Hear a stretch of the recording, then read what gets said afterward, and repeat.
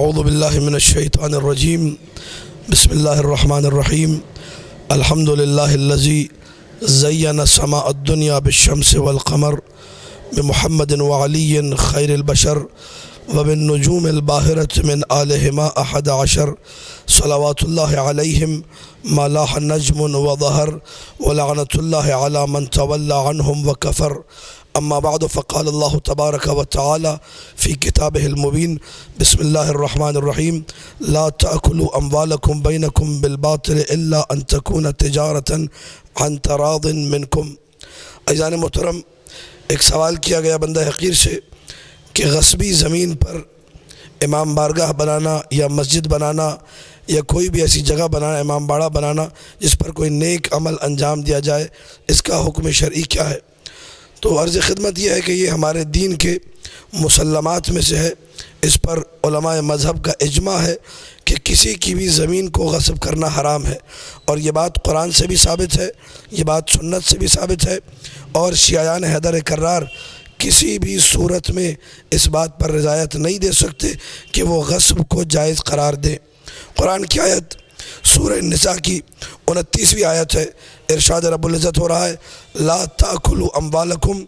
بینکم بالباطل الا ان تکون تجارتا۔ یہ آیت واضح طور پر بیان کر رہی ہے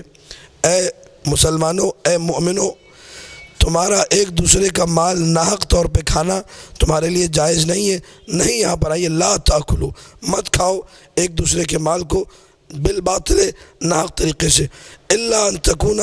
تجارتا عن تراض منکم، مگر یہ کہ تمہاری آپس میں کوئی ایسی ڈیل ہو، کوئی ایسا بزنس ہو جس میں ایک دوسرے کی رضایت شامل ہو تو جائز ہو جائے گا، ورنہ حرام ہے۔ ایک اور مقام پر سورہ نساء میں ارشاد فرمایا وہ لوگ جو ایک دوسرے کا مال ناحق کھاتے ہیں انما یأکلون فی بطونہم نارا، وہ اپنے پیٹ میں آگ بھرتے ہیں۔ نہج البلاغہ میں مولا متقیان نے ارشاد فرمایا، میرے مولا فرماتے ہیں الحجر الغصب فی الدور رہن علی خرابہا، کسی گھر میں اگر ایک پتھر بھی ناجائز اور غصبی لگا ہو اس گھر کو کھنڈر میں تبدیل کرنے کے لیے کافی ہے۔ یہ میرے مولا کا ارشاد ہے۔ اس کے بعد کئی فرامین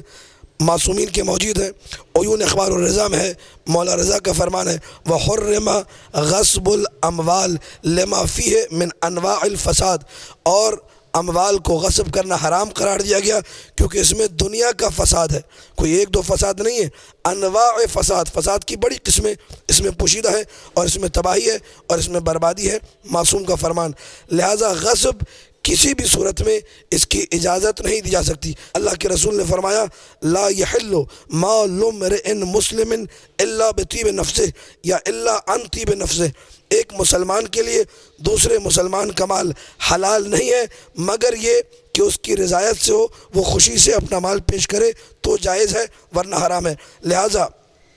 اس ویڈیو کا پیغام یہ ہے کہ خدا را